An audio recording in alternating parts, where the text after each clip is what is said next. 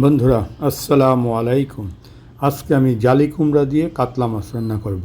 ভিডিওটি দেখুন, ভালো লাগবে। প্রথমেই মাছগুলো কেটে ধুয়ে রাখা হয়েছে। এখন সামান্য একটু হলুদ দিয়ে দিলাম, অল্প একটু লবণ দিলাম। মাছগুলো ভাজবো, সেই জন্য একটু ভালো করে মেখে নিচ্ছি।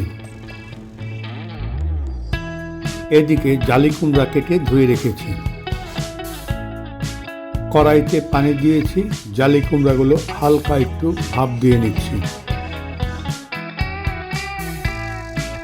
অল্প একটু লবণ দিয়ে দিলাম। জালি কুমড়াগুলো এখন তুলে নিচ্ছি।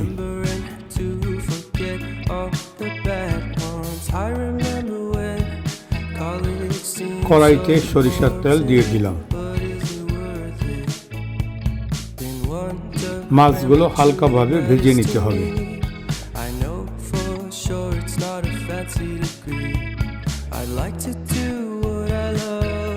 মাছগুলো একটু উল্টিয়ে দিচ্ছি।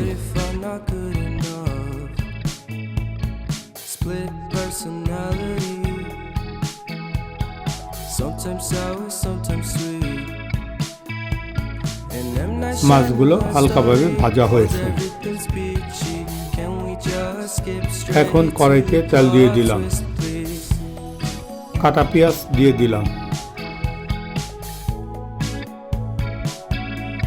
পেঁয়াজটাকে একটু ভালো করে ভেজে নিতে হবে। এখন জালি কুমড়াগুলো দিয়ে দিচ্ছি। কয়েক টুকরা আলু দিয়ে দিলাম। পরিমাণ মতো লবণ দিয়ে দিলাম।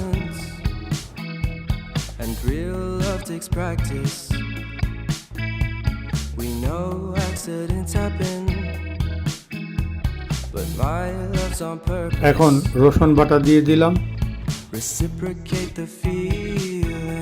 আদা বাটা দিয়ে দিলাম। ভালো করে একটু মিশিয়ে নিচ্ছি। সামান্য একটু পানি দিয়ে দিলাম। হলুদ গুঁড়া দিয়ে দিলাম, ধনিয়া গুঁড়া দিয়ে দিলাম, মরিচ গুঁড়া দিয়ে দিলাম। আবার ভালো করে একটু নেড়ে দিচ্ছি।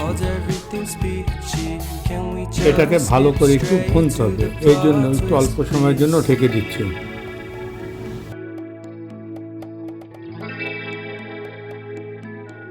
ভালোভাবে ভুনা হয়ে গেছে। এখন পরিমাণ মতো পানি দিয়ে দিচ্ছি।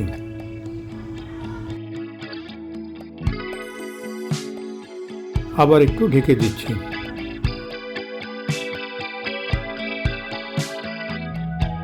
এখন আমি মাছগুলো দিয়ে দিচ্ছি।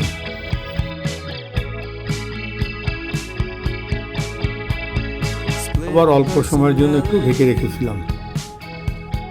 জালি কুমড়াগুলো সিদ্ধ হয়েছে। এক টুকরা কাঁচামরিচ দিয়ে দিলাম।